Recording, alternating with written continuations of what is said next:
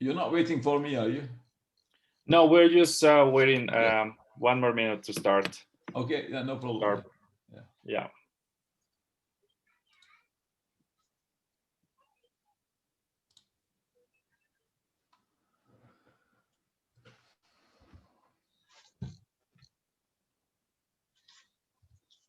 So should we start?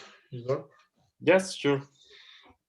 Okay, good morning, everyone. Welcome to our third webinar, IMIM webinar. Today's topic is the role of the manager and performance measurement. And today, I'm very happy to have as a guest Professor Yumi Bitici and Professor Asilbek Nurgab Devshov from Hillwatt University. Professor Bitici, he's our keynote speaker. I will give more details about his very impressive professional career later on. And Professor Asilbek, he's a coordinator from Hillwatt University related to the IMIM program. And in my case, I'm the coordinator from the Universidad Politécnica de Madrid. So before we start, and as we're waiting for the rest of the people to join, please be welcome to this webinar.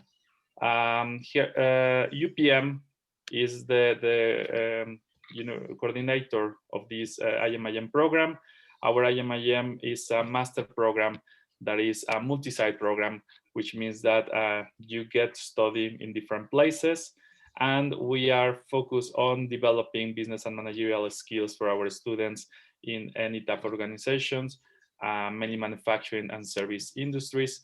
We have been recognized by the European Union with Erasmus Mundus Labor, which is a label for educational excellence. And basically, this is the path that our students follow. So the first semester, they start in UPM, getting general management introduction courses. Then they go to Hillwatt University in the UK to learn more about how to manage projects and enterprise. And during the third semester, they can select any of these 4 options to continue their studies. They could continue in Hillwatt University in the Dubai campus to learn more about logistics and supply chain management. They could also go to Politecnico di Torino in Italy for a specialization in engineering and finance. Or another option is Northwestern Polytechnical University in Xi'an in China to learn more about how to do business with this region. Or they can go to Mexico to the Monterrey Tech in any of these 3 locations to learn more about data science and innovation. Finally, during the last semester, our students conduct their master thesis, and this could be virtually anywhere in the world. They will have a tutor from any of the partner universities. It could be company-based or university-based. We have a cohort every year that is very international. We account for 25 different countries and that come from all around the world, mainly Asia, Europe, and South America. And well, these are some of the examples of the companies that hire our graduates. As you can see, they are in top industry sectors and very well-known brands in their fields. So this is just a brief introduction about our program. So I will now hand it over to Professor Asilbek, who will give you a short introduction about Hillwatt, one of the partners of the IMIM program. So good afternoon, everyone. Today, let me just explain you why you must choose our program and study in Hillwatt in Edinburgh. Next slide, please. So just a small quick overview of our university, University of Hillwatt. Isaac, please, next. Our name is coming from the 2 important and famous people. First one from George Heriot, who was the benefactor of education in Edinburgh. He was one of the closest people to King James VI. And another is the pioneer of steam power, one of the famous Scottish engineer, James Watt. And the name of those 2 people, our university is called Hillwatt. Next slide, please. This year, our university was established in 1821, so this is our anniversary year. It was a century before when our first activity started. We were the first World Mechanics Institute, and we are the its oldest university in the UK. We have more than 1,700 members of staff on our campus and over 400 programs. In UK campus, I will explain how many campuses do we have, and especially in UK campus, we have 11,000 students, and we have one of the oldest alumni associations, which is called the Watt Club. Next slide, please. Approximately 25,000 students are studying at the Heriot-Watt University, that's globally, and 35% of those students, 35% of students in UK campus are coming from 123 countries outside UK. So it's a really very international university with the international students. Please continue. We have 5 campuses, 2 of them in the UK. We have main campus in Edinburgh, another campus in Scottish Borders, and we have a small campus in Orkney on the island.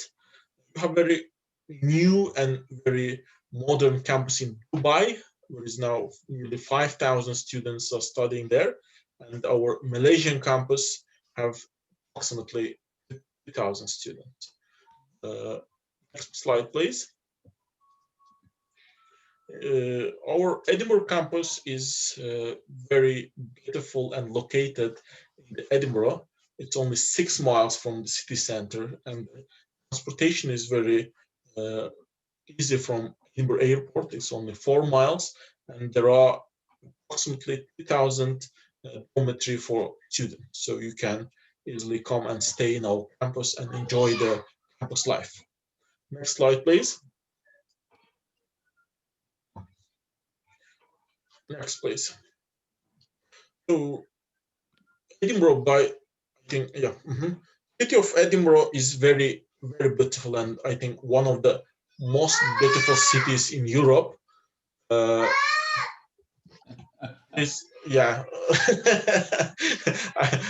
with my daughter, and she's asking me to come. Sorry for that. You should get us to do the presentation, and you shout behind her. Yeah.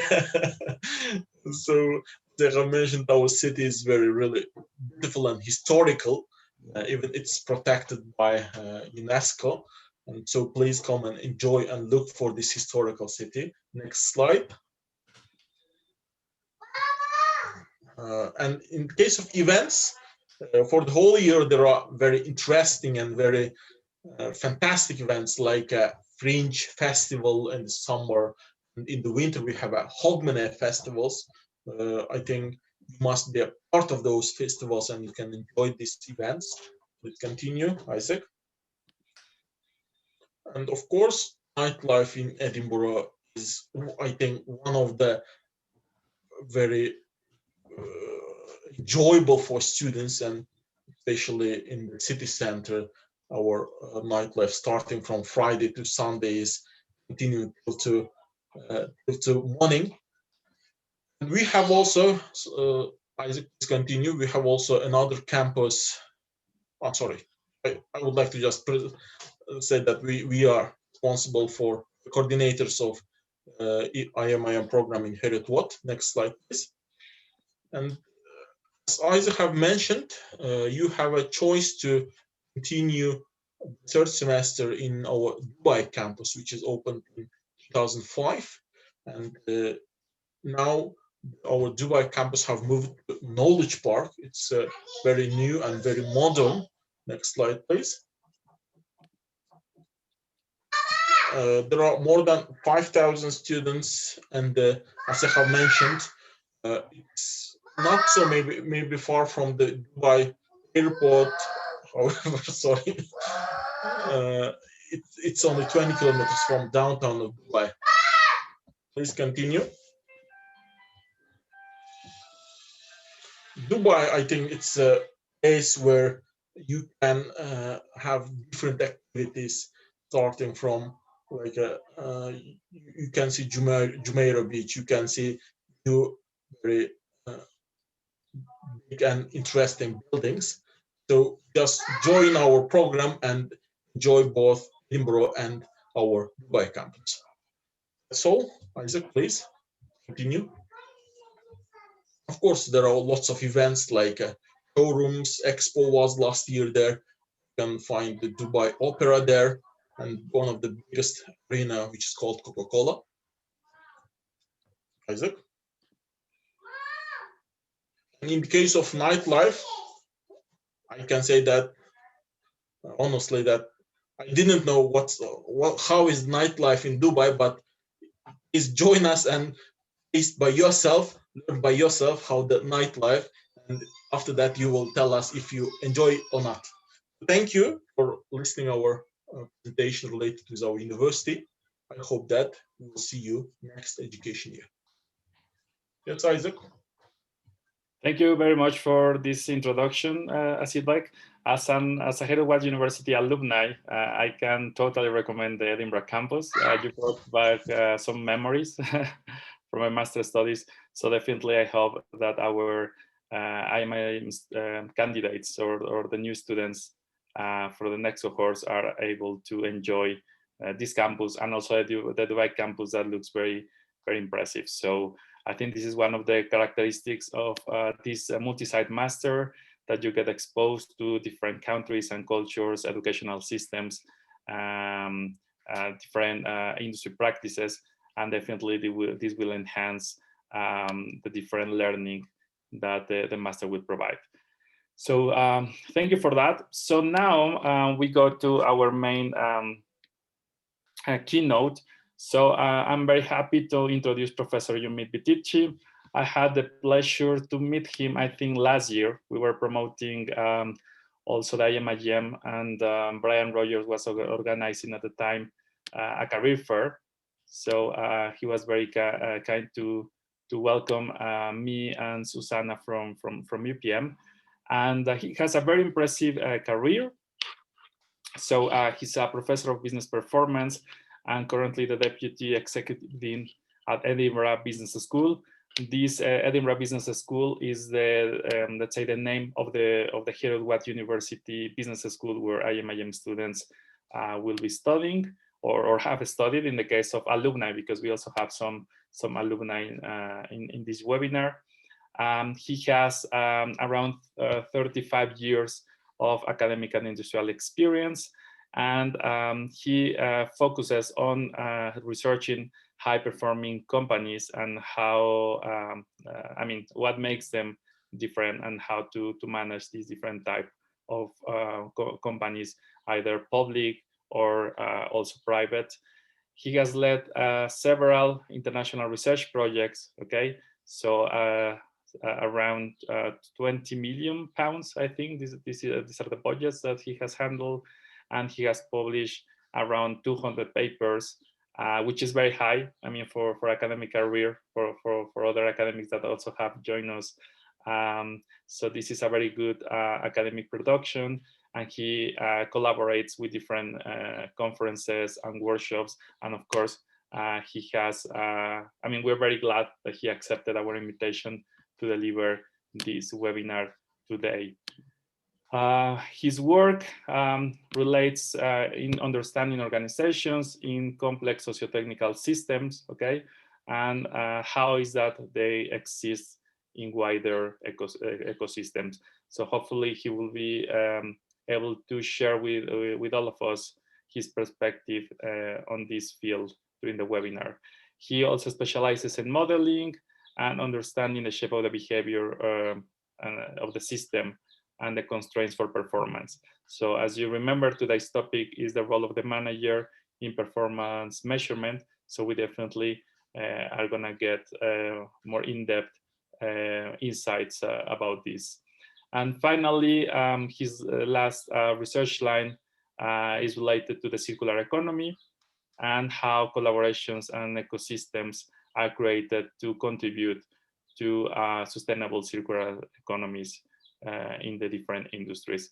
So please, thank you once again, Professor Yumit Bitici, for joining us in this seminar. Please, the floor is yours. I will handle over the presentation for you. Thank you. Thank you. And hi, everyone. I hope you're well. And I see one or two names I recognize here. Hello, Selçuk. How are you? How are things in Istanbul? Thank you. That's great to recognize me. I'm really happy again to listen a subject from you. It's very valuable. Istanbul, maybe you have heard the news. We are trying to deal with the coronavirus like all of us. Yes, yeah. So, I hope everything is okay. At least my family are fine and safe. Yeah, thank you. Just recognize the name because Selçuk used to be in my office quite a lot. That was quite a few years ago when he was going through the IMIM program, you know. So it might be that there are one or two people who are on the call who actually been some of my classes just in semester 1 of this year. Anyway, so I would like to keep this as interactive as possible. I'm going to keep my chat on. So if you want to ask anything as I go or want to say anything, just stick something onto chat and or stick your hand up and I'll stop and let you come in and we'll discuss. I have just a few slides, but before I go into this, just my own background. The photograph there was about 25, I think 10 years old or something like that. So when that photograph was taken on, I had about 25 years of academic and industrial experience. So I started life in industry designing products. I'm an engineer designing products and then designing the manufacturing systems to make those products. And then I went into engineering consultancy and management consultancy and so on. So I won't bore you with that. What I want to talk about today, so I'm going to switch start sharing my screen.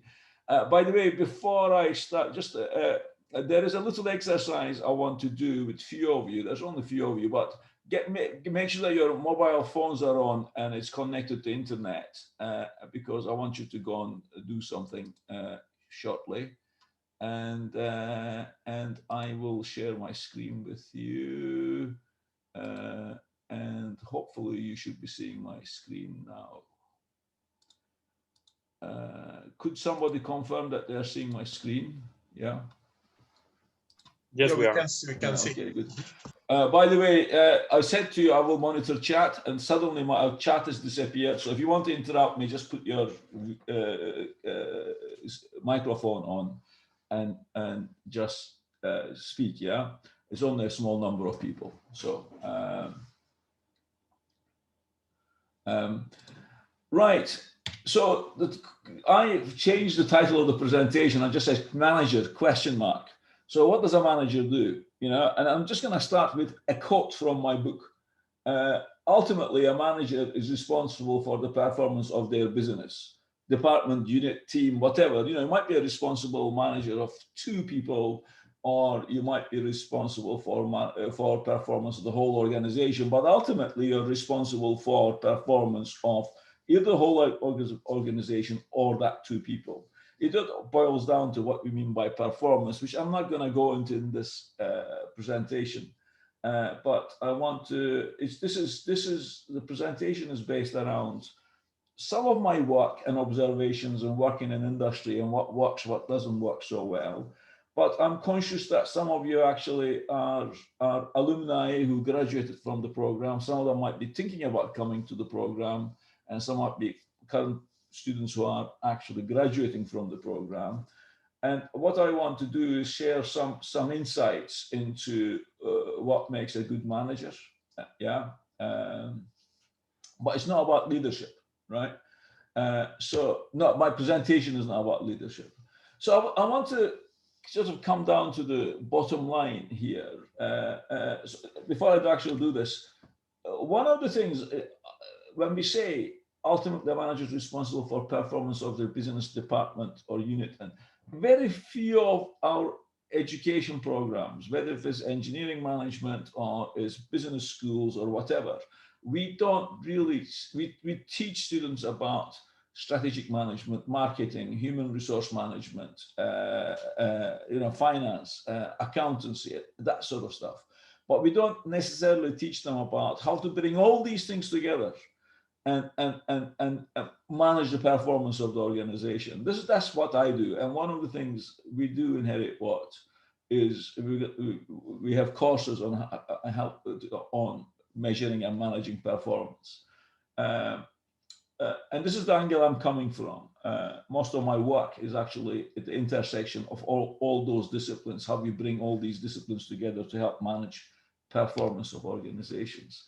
So if you look at the current challenges that we face, and even before the pandemic, things were changing so much, there was so much uncertainty and all that. So this is, if those of you who are not old enough to recognize, when I was a teenager, Muhammad Ali was one of my sort of heroes. And the thing was, I'm not into boxing, by the way, it's just, he was a big figure, globally well-known, global figure, but it's that this float like a butterfly, sting like a bee. And one of his strengths was his agility and his resilience. Yeah. So there are two things that characteristics here that makes a good boxer or a good organization. You need to be strong enough to survive a knock. Yeah. And having received a knock, you need to be conscious enough to change your strategy. So you might watch your opponent in television and various fights, and you figure out how your opponent fights, and you say, right, I'm going to go into the ring, I'm going to fight this opponent, this is going to be my strategy. Yeah. And then you go into the ring, then you find that the opponent has changed the way they're fighting.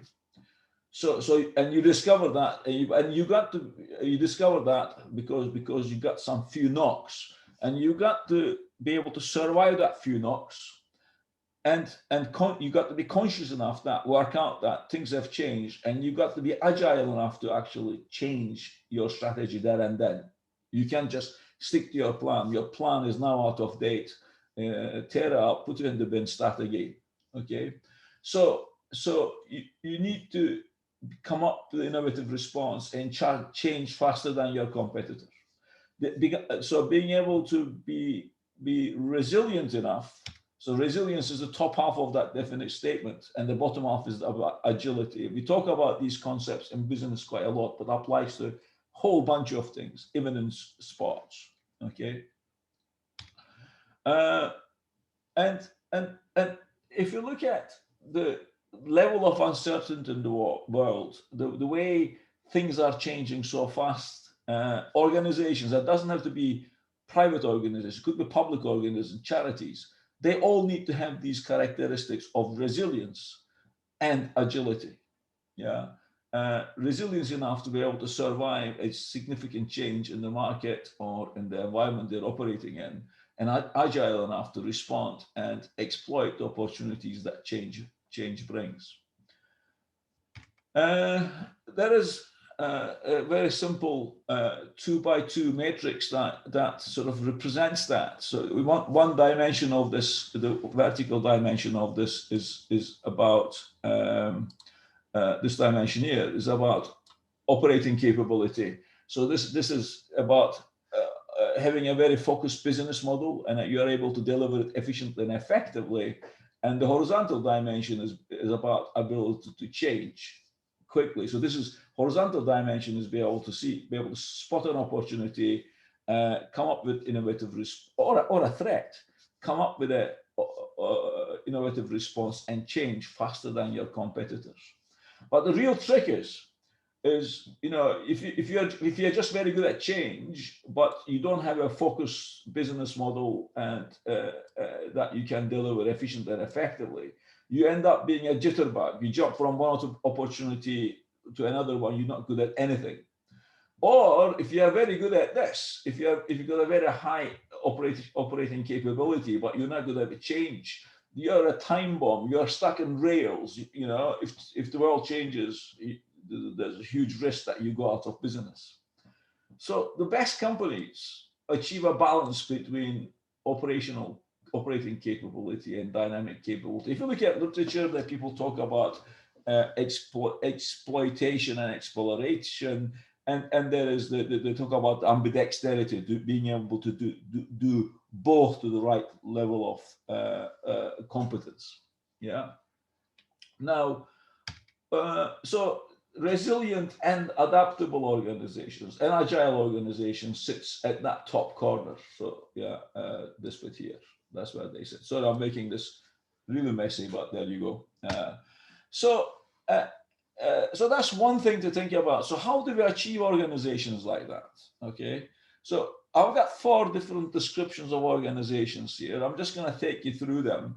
When I'm taking you through them, can you just go to www.menti.com and vote for which organization you would like to work in, A, B, C, or D. Yeah, but wait till I take you through it. You can log on as I'm talking you through it. So A, let me just change my pointer. I don't want to mess up the slide. Yeah, A is so you seem to be jumping from one opportunity to another. The key decisions, but even though you're doing that, the key decisions are done amongst a team. You feel like a close-knit team. You like working together, and the main driver of performance appears to be you like working with each other. It's great.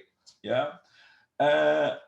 B is an organization where there is the boss who's making all the decision, tells you what to do, what you need to do, doesn't tell you why you need to do it, just do what I say.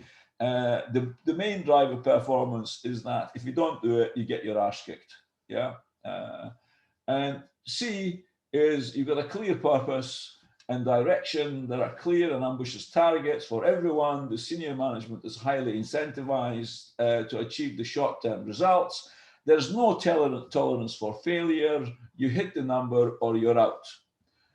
And finally, D is an organization with a clear purpose and direction, just like this one. Everyone knows what's expected of them. Everyone feels they're in the same boat. There's a balance between short-term and long-term results. Actually, you're encouraged to failure. Try new things, and it's okay to fail, as long as you learn from it, because you can only fail so many times and then you'll start succeeding. And generally people are valued and there's a clear sense of teamwork. So go to, I'm just going to stop my presentation here. Discard annotations and bring the Mentimeter up.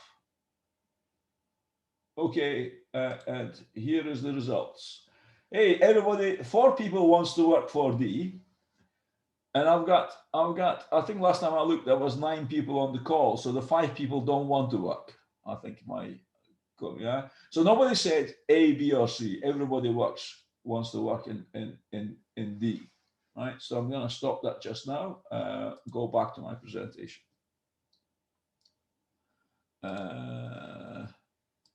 If anybody else wants to vote, by the way, you can vote now and we'll see the number, this growing as we go. No, only 4 people voting. Okay.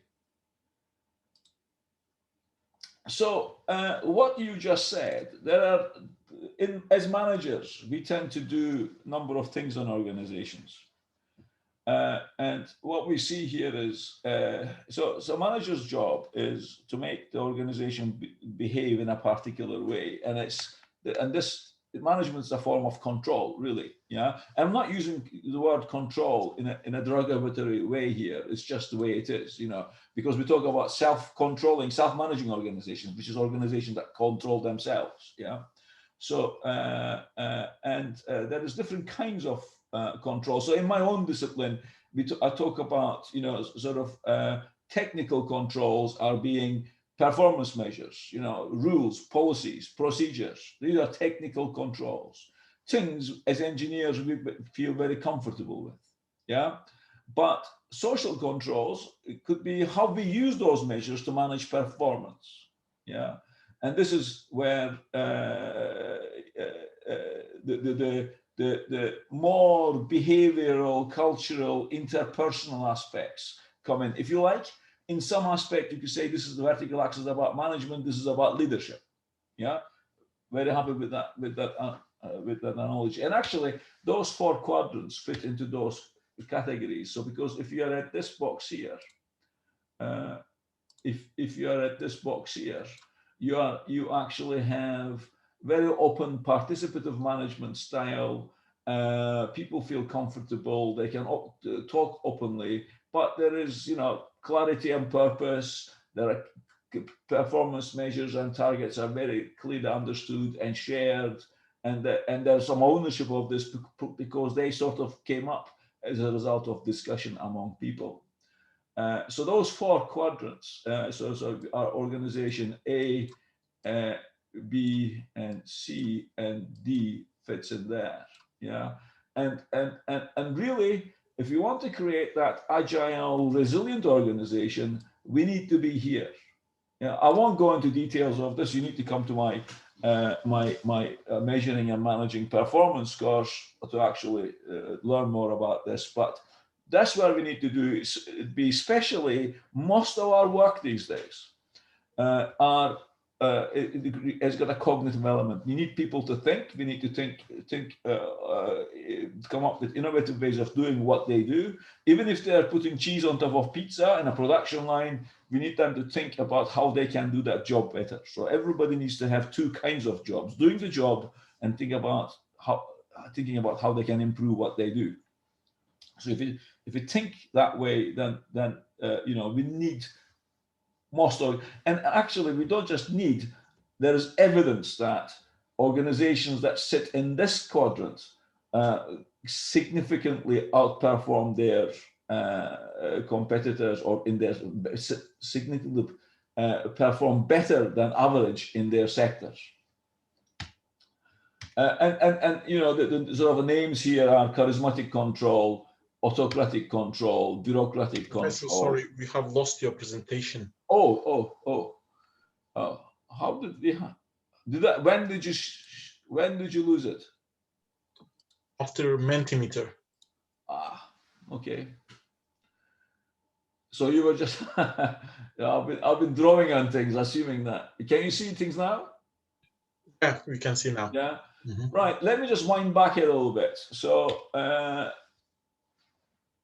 yeah, that's done. Let me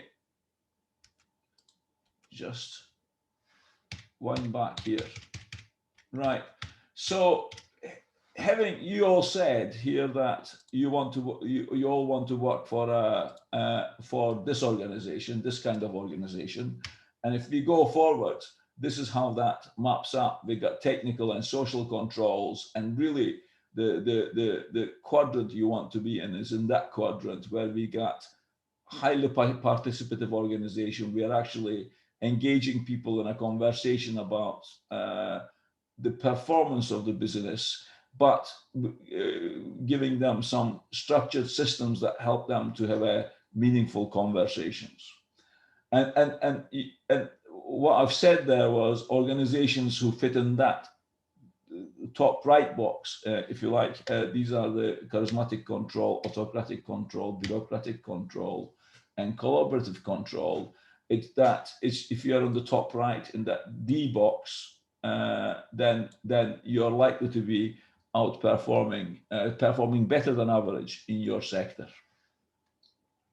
So moving from that, really sort of, if you want to simplify this, what organizations do is that organizations have people who operate processes that deliver performance. So we've got good people, good processes, we've got good performance. So how the capabilities of peoples and processes and the culture together defines what mean good people, good processes, good performance.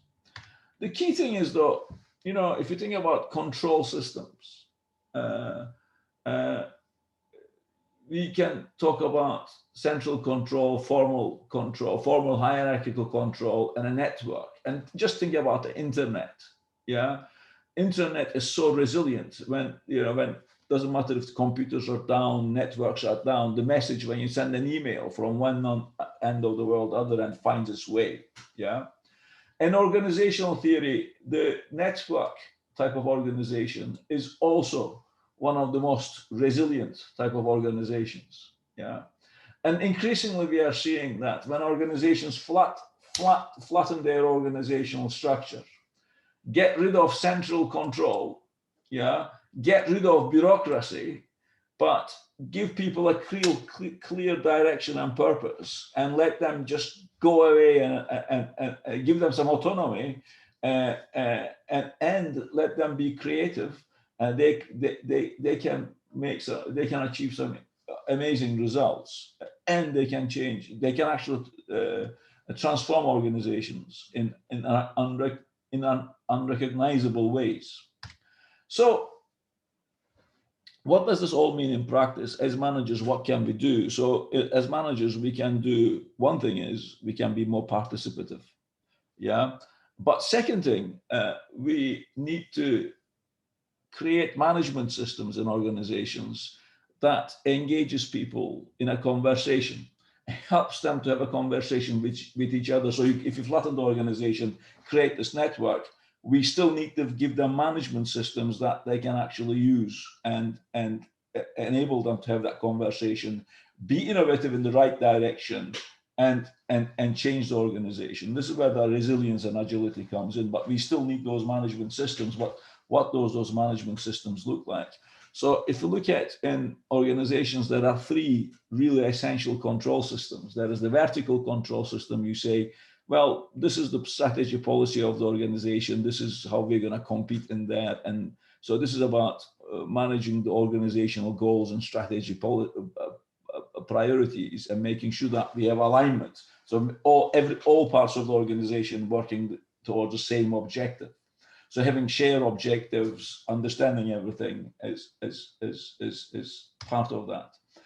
And then we've got the horizontal control system. So we've got to make sure that, you know, our websites are creating the right sort of thing, and we can monitor how many clicks or how many potential customers are visiting our websites, how many inquiries are coming through, how many inquiries are we converting them to orders, how are our operations managing, how are our suppliers managing, are we delivering things to customers on time, and all that sort of stuff. So we are controlling flow of work, and the work could be materials, information, customers, or money. So if you're Disney World, you've got that horizontal control from customer coming and saying, from inquiring a booking to making a booking to visiting to actually enjoying themselves and going back and telling their friends, and then, you know, and also that's a flow of work through our process. There's a horizontal flow happening here. We are always dealing with the horizontal flow. You know, doesn't matter what kind of organization we have. And the circular control system is about managing continuous improvement. Yeah.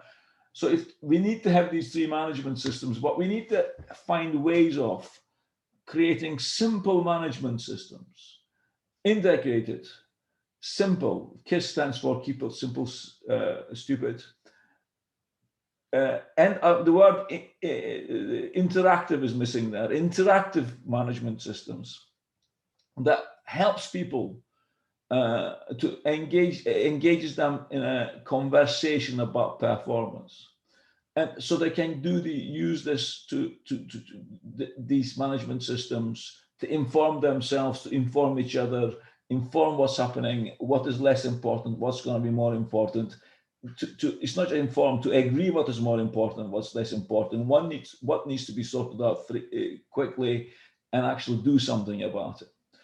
The companies at the bottom have got these all perform very well, above their market average, and they all have simple management systems. The examples I've got here. So this one here, you see, this is a vertical strategy. It's like the vertical control system, if you like to call it, or strategy management routine of Optos, which is part of Nikon. So when you go to their reception, you will see this on their wall at the entrance. And then if you go slightly or to the left of that, you see a board that looks like this. This is not their board. This is somebody else's board. This is the board from Lund Products. But you see a very similar board where you can track orders coming in to orders going out, suppliers' performance, everything else. So the whole supply chain performance is tracked and managed there. And then on the right-hand side of that wall entrance, there is another piece of a board, whiteboard in this case, with saying these are the current improvement projects we've got. That's the improvement projects we've got. And this is our current performance. This is how it's going to impact our performance. If we make these improvements, this is how it's going to impact over the next 4 years. Okay. And this particular example is output here is from actually here, David Brown Santasalo. Okay. So, but if you go into Optos, you'll see all of these on one wall, and they're all on a wall. They're not buried in a computer. They're highly interactive, and they have daily, weekly management meetings in front of this. And the key thing is, why is it in the reception? The reason the reception, they say, we got visitors coming in, you know, occasionally, that's fine. But we have employees coming through those doors twice a day. They come in every day, at least twice a day. They might leave for lunch and all that, but at least they come to work in the morning and they go home at night through that doors, through the space. So we create the space to enable them to have a conversation. Even if you're not involved in those meetings, you might be going back and say, what's this about? And you have a conversation. When the minute somebody asks that question and you explain what is this about, you engage them in a conversation about the performance of the organization. I've got companies, a company which name is not there actually, a company called Freeterm in Turkey, in Istanbul actually, Selçuk. They've actually implemented this across multiple sites in electronic boards. Okay, so there is it's not only for small companies, large companies are taking this sort of approach as well. So here is oh, there's a quote from Freeterm there's up there already. Here's a couple of quotes from it sort of Freeterm actually says it's made us much more agile, much more responsive. Yeah, and if you look at Clive Blower's Capital, which is actually a venture capital company, yeah. Equity investment portfolio, 670 million, they grow at 4.2 times in 4 years. So multiplies 670 million by 4.2, you'll get the idea of what that grew to, using this kind of management approach. The interesting thing though, you can go to all of these companies, yeah, you'll see this approach, but they will all look different. Because what they've done is, I'm just going to go to my last slide here. What they've done is, they've bought into the idea of operating like this. They haven't just copied somebody else's. They bought into the idea of operating like this, and they created their own management systems that works for them. Yeah. But when you dig under the surface, what you see is you see a very participative, open management style where everybody is involved, engaged in a conversation about performance. So it's the social control dimension there on the left-hand side. And they've got technical controls, yes, because they've got policy, strategy, they've got a strategy map. Yeah, this vertical control system in Optos you see is just a balanced scorecard straight out of strategy map from a balanced scorecard book. Yeah. But they've got these control systems not in complex, buried in complex management systems and software and all that, but out there. And more importantly, these are interactive. So people have a conversation about it. It doesn't sit there and it's one way. They can rub things off and change it. And in Optos's case, actually perspex glass with paper stuck in it. So they can actually go and print something else and then change it and update it. So it's highly interactive and you can change things very quickly. So let me stop at that, and I'm happy to answer any questions. Many thanks, Professor Umit, for your presentation. Very, very interesting. And as you said, now we're open for some questions from the audience. Thanks, Professor. If it's possible, I would like to ask the first question. Yeah, don't make it difficult. Yeah.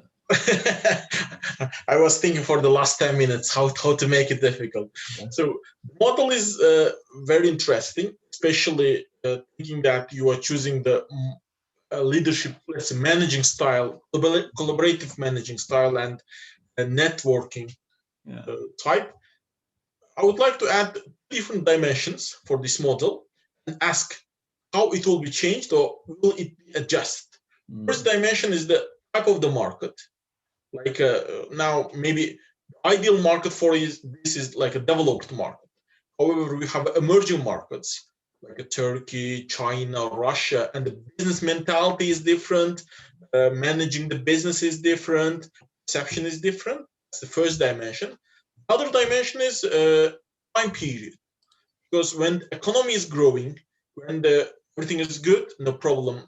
Of course, you can manage the business without any problem. However, during the crisis like this, when there is the high level of uncertainty, when in the developed markets, the government is supporting the companies, while in the emerging markets, they must survive by themselves. They must be more agile and more resilient. So these two dimensions, how that model should be adjusted? So let me answer that in two or maybe three different answers. I'm going to share my screen again. I don't know why I stopped.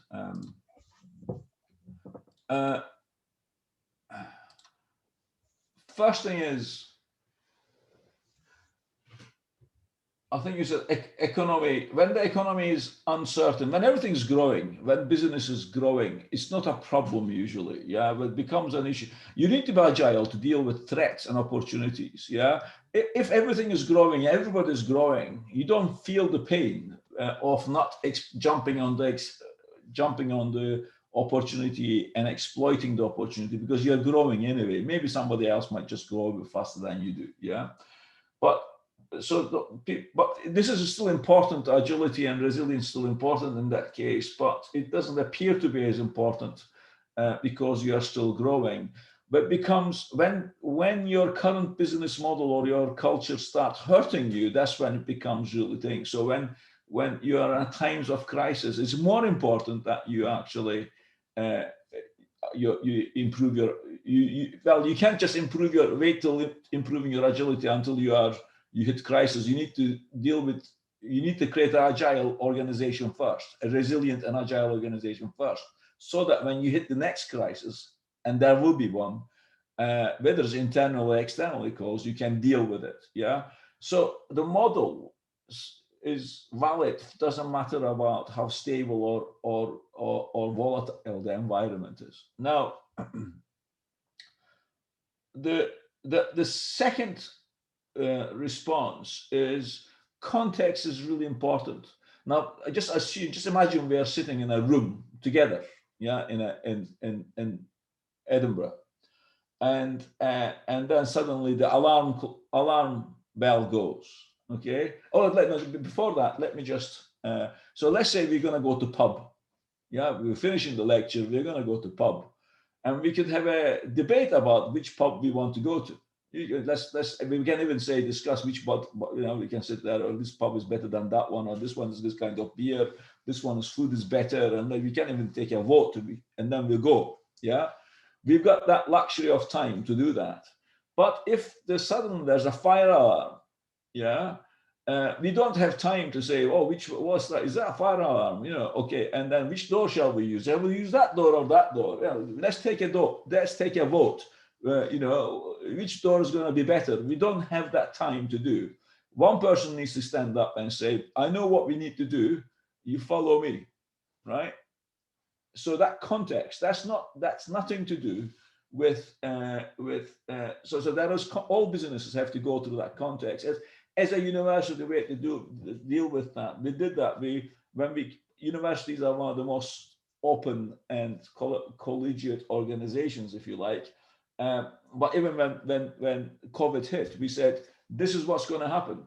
We never didn't do consultation. We didn't ask people's opinion. This is what's going to happen, because we had to deliver our teaching for last academic year, and we had to prepare for the next academic year. So we had to take a much more directive approach there. So whether if you are, so it's more like autocratic control. yeah, you sometimes have to go there because the context requires you to do that. It doesn't matter if it's the economy is growing or declining, or yeah. Third dimension to this, the other thing I would respond is that it's nothing to do with developing economies or emerging economies. It's to do with a national culture. And I'll give you a very, very interesting example. What I've found is we've just writing the paper, we've done a study of Norway, Italy, Middle East, and we started with Syrian companies, but in Qatar was the main thing, and then and China, yeah, of where is how does national culture shape the management style locally, right? Interestingly, the employee in the Middle East doesn't feel that they've had a good day unless they have been shouted at by their manager. Yeah. So there is that element. Yeah. And the management control system is quite different. So for example, if you look at China and Qatar, both culturally are quite power distance. There's a big distance between the employee and the owner manager, right? But in China, the way management style is that you get everybody together and you talk to them, you tell them what to do. You're still autocratic. Yeah. Whereas in Qatar, you won't put them all in the same room. You will deal with them one-to-one. Yeah. Because culture is much more individualistic culture rather than a collectivist culture, right? So it's the national culture shapes what is acceptable, what is the preferred management style. So we found that. So everything I said here about the type of organizations we need to be, and if you look at the type of companies I'm talking, it's mostly all of them are in Western economies and developed economies. So you need to that's a qualifier about these findings. Yeah, I'm not suggesting it won't work somewhere else, but there are some cultures that there are some expectations that you behave more autocratically. Yeah. Thank you.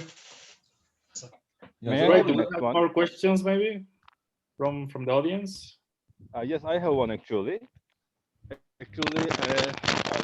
You're outside. We are listening to the seminar not by myself, with my wife also. Yes. Okay. So hello. Hi. Hi. So if you let, we will have two questions for one of each. One is actually connected with the previous one. Based on the economic or markets you described those differences, but based on the industry, business industry, does those ABCD or other control mechanisms gives good performances, or always D gives the best? I think, yeah. And connected with that, the measuring the KPIs, should we generally measure them once a year and decide and measure them once a year, or during the year, I mean business calendar year, should we review them during the year? Yeah. So let me answer that question. What was the first question? I was starting to answer it, now I forgot the question. Oh yeah, business industry. You said industry. Well, I think what's important here, what I'm suggesting here is not, and the evidence suggests that, it's, you know, I'm still sharing my screen, am I not? Yeah. What I said is you need to be in this box, right? Let me just get my pen. You need to be in this box somewhere, we said, yeah? But, you know, and that boxes might be like this, yeah? And in some countries and some sectors, you can operate maybe here, but some sectors you maybe need to be here, Yeah, but some other sectors you need to be here, but you don't want to be here. Yeah. Okay. And for example, if you're operating a nuclear power plant, okay, you can't afford it to go, well, let's have a consultation that goes kaboom at the background. You know, there's and also if you look at, there are some sectors who are highly regulated, pharmaceuticals. We see all the vaccines thing, you know, highly regulated, everything a bit very controlled. So you know, I think there are some movements there. What's more important, getting the right balance for your organization, for your culture. Yeah, that's really important. The thing is that if you are at the bottom corner here, your best people leave, okay, and you never get anybody innovating anything. Nobody comes up with ideas. If you are a business owner, you are the only one who has to come up with the right ideas and save everybody else, right? Because people feel frightened, they're not having the space. And where does innovation comes from? Innovation comes from the collective mind in the divergent way of thinking when you converge it. Yeah. So that was my first answer. The second part of the question was what again, Selçuk? Just remind me. Measuring and reviewing the Yeah, KPIs okay. during the year, once or some more time. So let me just fast forward the presentation to my quote from. So Freeterm used to use an approach called policy deployment. Yeah, Hoshinkanri planning. You might have heard that. Yeah, very. This is using quality function deployment type of matrices to take strategy and deploy it to the organization. So it took them 3 months to go through the deployment process. When I asked them, so good, you can do this 4 times a year, they said, no, we don't want to do it 4 times a day. Once is enough. Okay. But then when they use the approach I've described here, they can do it like this. They can do it once a week if they want to. You know, they don't want to do it once a week, but they could do it once a week. The key thing is here, things don't change. Crises don't wait. Opportunities don't wait for the beginning of the year. That doesn't wait till for you to have your strategy meeting. Yeah.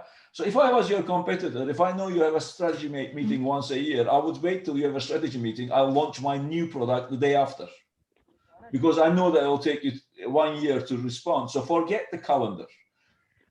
This is a living thing. It should not be, you know, if you are sailing a boat, if you're a captain of a boat, you won't say, I'm gonna go and play with the steering wheel once a day.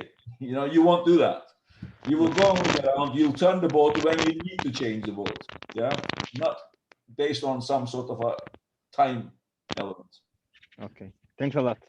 No problem. Yeah. Thank you. However, I'm very pleased to meet you. Yeah, nice meeting you as well. However, Professor, changing the strategy very frequently, can they give the feeling that the company is not stable? Yeah, okay, that's a good point. So strategy is not so important, okay? I think you teach strategy as a way, and I think strategy is really easy. Yes. You don't need strategy. You need a purpose for the organization. You need a constant purpose, okay? Strategy is about how you're gonna get to that purpose, how you're gonna achieve that purpose, yeah? So if you need to change the way what you're doing to get to that quickly or more reliably or more cheaply or whatever, then you change it. Yeah, this thing of not changing strategy is a big ball and chain. Very often is that mentality is big ball and chain on agility.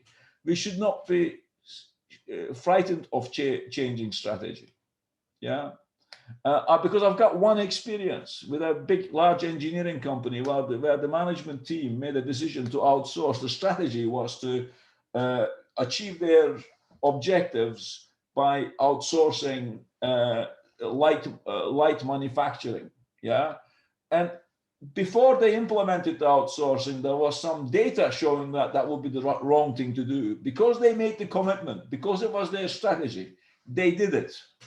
It cost them millions of pounds and hundreds of people's jobs. Only 3 years later, they brought everything back again. And to be honest, I think they would have been a much bigger company, a much better performing company if they just didn't do that. You know, if they just listened to the signal saying, I know your strategy is we know you told the shareholders you were going to do this, and the city, you know, the public company, you're going to do this, but it's the wrong thing to do. But we said that we need to deliver on our promises. We said to shareholders that we are going to do this. Well, you're actually, by doing that, you're damaging the shareholders.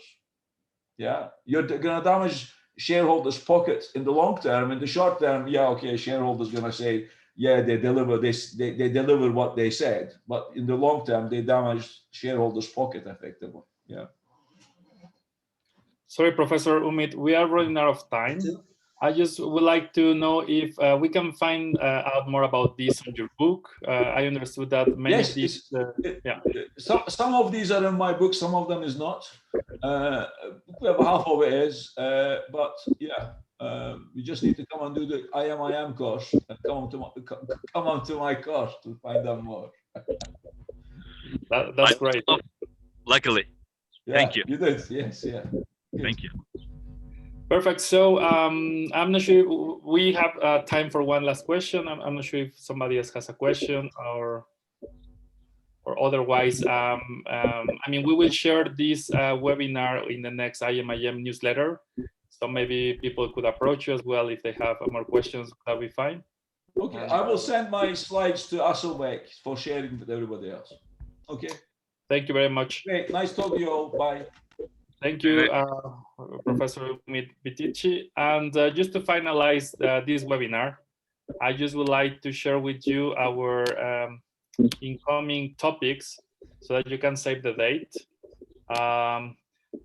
Most of the Thursdays, I think at least 3 Thursdays each month, we have selected the following topics from our different partners in the IMIM. So they cover a variety of topics, as you can see. You will also receive this in the incoming newsletter, but here you can take a look at the different topics. So we're finalizing in July the 1st. Well, thank you very much for being here. Please keep in touch. Thank you for being part of our IMIM community. Here is also the IMIM email in case that you have further questions, and of course we will share today's slides from Professor Bitici and also this recording, and we hope to see you in the next webinar. Have a nice day. Thank you very much. Bye-bye. Thank you, everyone. Bye, guys. Bye. Thank you.